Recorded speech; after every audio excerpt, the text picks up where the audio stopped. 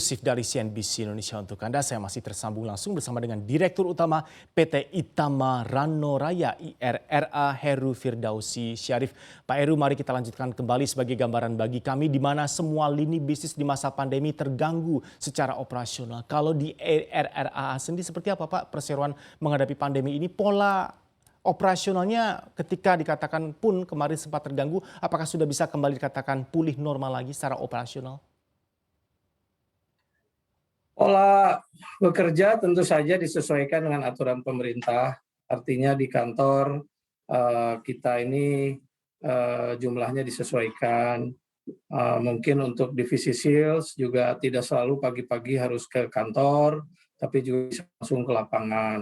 Dan tentu saja penerapan dari 4M atau bahkan sekarang katanya 5M, gitu kan, mencuci tangan dan lain-lain itu diterapkan. Dan tentu saja juga kita menghimbau di hari-hari libur karyawan IRA ini tetap berkegiatan di rumah, tidak banyak bepergian ke tempat kerumunan ataupun yang punya potensi untuk COVID. Dan 1 minggu sekali, setiap hari Selasa, seluruh karyawan di swab tes antigen. Karena swab tes antigen ini sangat dipercaya bisa akurat, gitu, sehingga sensitivitasnya juga bisa 100%. Nah, sehingga setiap minggu karyawan kami akan kelihatan memang kalau ada yang misalnya kira-kira positif, itu bisa istirahat langsung, bisa diberikan vitamin yang kami punya sendiri, namanya Afima, untuk pemulihan tubuh, yang dipercaya saat ini juga mempercepat COVID itu segera sembuh dari seseorang, walaupun secara medis itu adalah vitamin untuk kesehatan.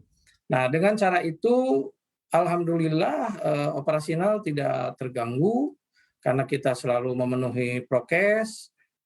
Terutama 1 minggu 1 kali di swab antigen itu akan sangat menyaring kalau memang ada kemungkinan klaster perkantoran. Dan Baik. saya yakin sekali kalau semua kantor melakukan swab test secara rutin, paling tidak 1 minggu sekali, istilah klaster perkantoran atau mungkin klaster rumah, kalau memang di setiap rumah tangga juga melakukan swab test, itu sebetulnya tidak akan ada. Iya. Karena setiap yang terdeteksi positif itu langsung diisolasi. Hmm. Tidak nunggu sampai 20 orang, 30 orang yang saya lihat sekarang ini sering terjadi di masyarakat. Ya. Demikian Pak Erwin. Ya, ide dan masukan yang sangat berharga dari Anda, Pak Heru. Pak Heru, kita beralih ke rencana ekspansi dari perseroan. Bisa disampaikan sekali lagi, Pak, ini informasi yang kami peroleh mengenai bagian dari rencana ekspansi akan ada ekspansi akuisisi produsen jarum suntik One Jack, Pak. Apa yang perlu kita update bersama? Begini, selain memperkuat retail, tentu saja kita memperkuat produksi. Dengan rencana di tahun ini, mudah-mudahan di kuartal terakhir, gitu, di kuartal keempat, kita sudah bisa ada perkembangan untuk mengakuisisi PT Wanjek Indonesia, sehingga PT Itama bukan hanya dikenal sebagai distributor, yang tentu saja distributor pun kan kita bukan distributor biasa hanya logistik ya, tapi kita distributor yang punya strategi alat kesehatan yang high tech gitulah ya. Hmm. Lalu kemudian apabila itu nanti sudah masuk di industri, nah tentu saja kita mengharapkan akan meningkatkan omset. Karena Iya. kan berarti ada sumber lain. Jadi pasarnya retail digarap, lalu kemudian pasar pemerintah juga digarap, lalu kemudian secara industri juga kita bertransportasi bisnis, sehingga pendapatan kami dari manufaktur juga itu akan diseimbangkan dengan pendapatan selain dari distribusi juga dari services.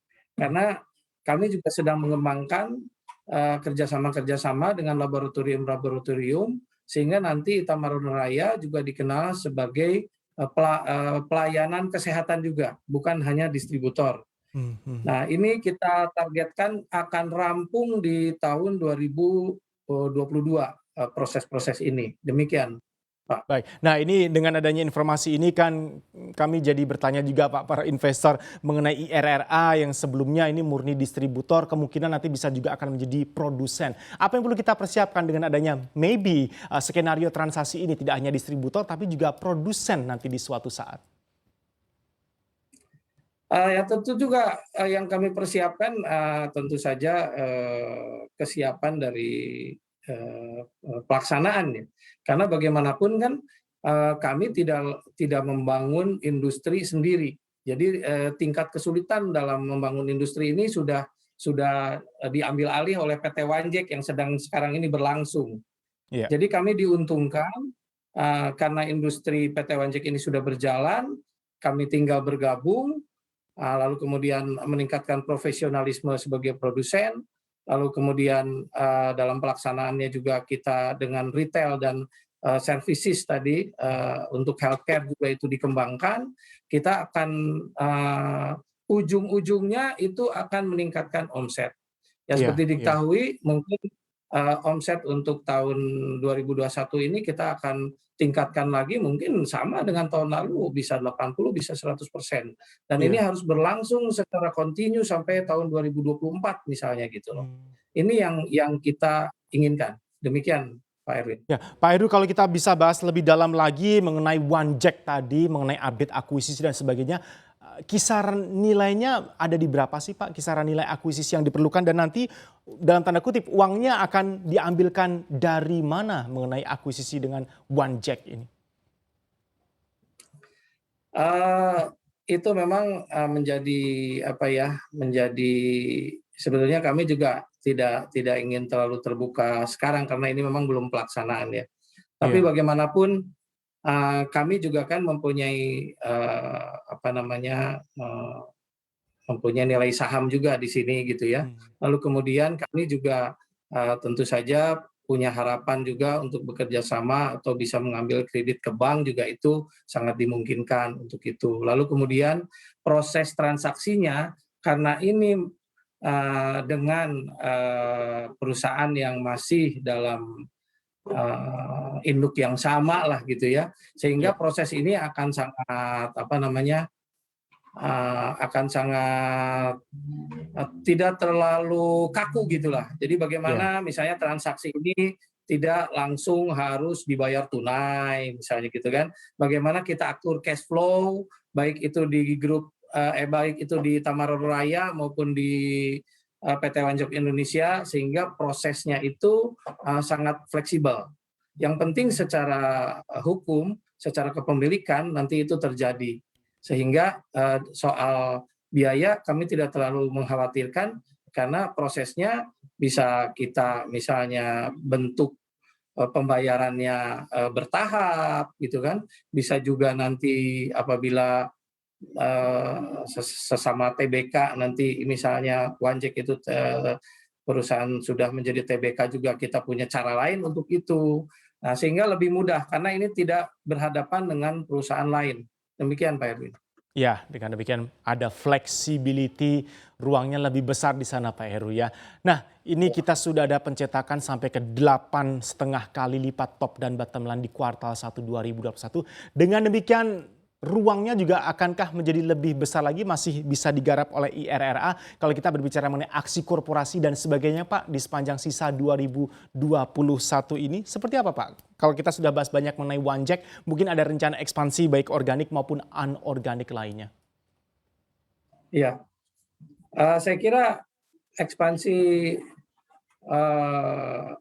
organik itu kita memang tidak keluar dari rencana sejak lama ya. Jadi artinya dengan tetap kita fokus gitu kan untuk mengembangkan retail dan juga tentu saja tetap menjaga pasar pemerintah, kita menganggap bahwa organik ini akan terpenuhi. Seperti contoh Baik. misalnya kita nggak usah jauh-jauh dulu lah. Kita misalnya ke kuartal kedua, ya walaupun ini belum berakhir ya karena masih bulan Juni, saya yakin ini akan lebih besar dari kuartal pertama, gitu kan? Baik. Karena bagaimana di kuartal kedua retail ini sudah mulai ada pembelian dari pemerintah juga. Sehingga nanti mungkin jangan-jangan lebih dari 8 kali ya gitu Iya. untuk kuartal kedua. Demikian Pak Baik. Erwin. Ya, Pak Heru, ini juga menjadi pertanyaan kita bersama, adakah antisipasi atau restrategi yang dipersiapkan oleh perseroan in case, kita harapkan ini Pak ya, pandeminya mulai mereda, apakah nanti juga IRRA akan banyak rencana-rencana diversifikasi bisnis yang lebih luas? Oke, ya tentu saja kami akan melakukan proses diversifikasi ya dengan konsisten, dan tentu saja kami akan melakukan penambahan produk kesehatan. Ya, Jadi produk-produk itu tentu saja akan bertambah, lalu kemudian eh, proses transformasi ini tetap berjalan. Jadi kita tidak hanya sebagai distributor, tadi juga menjadi produsen dan juga pelayanan kesehatan. Ya, jadi yang sudah kami kerjakan ini tentu saja bukan hanya bicara antisipasi, tapi sudah fokus ya, menghasilkan pertumbuhan. Jadi kalau ditanya terkait dengan kesiapan IRA dalam pandemi, kalau mereda, ya tentu saja kami siap. Karena produk-produk di luar yang terkait dengan pandemi ini juga sudah kami siapkan sejak sekarang. Demikian Pak baik. Erwin. Ya, Pak Heru, sebagai penutup mungkin bisa diupdate sekali lagi Pak, realisasi belanja modal atau capital expenditures paling tidak hingga Mei 2021 ini figurnya seperti apa dan target hingga akhir 2021 Pak, serta rencana penggunaannya sehingga kita bisa kawal bersama.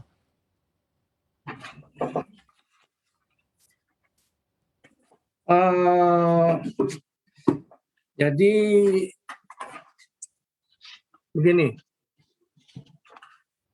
belanja modal kita kira-kira kan sebesar 250 sampai 300 miliar. Ya tentu dengan target pertumbuhan kami 80 sampai 100%, kita harapkan bisa sama dengan tahun lalu. Pendapatan juga kan apabila tahun lalu 82, ya kalau ada kenaikan atau penurunan dilihat dari situasi, saya kira tidak akan terlalu jauh. Ya. Proses transformasi bisnis juga berlangsung. Lalu kemudian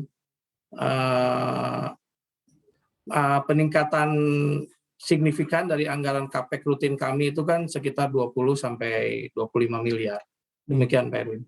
Baik, Heru Firdausi Syarif, Anda adalah Direktur Utama PT Itama Rano Raya Tbk IRRA. Terima kasih dan kami doakan sehat selalu untuk Anda dan juga sukses untuk IRRA. Selamat pagi Pak Heru. Install aplikasi kami CNBC Indonesia di Google Play Store dan App Store untuk mengikuti perkembangan terkini berita bisnis dan ekonomi.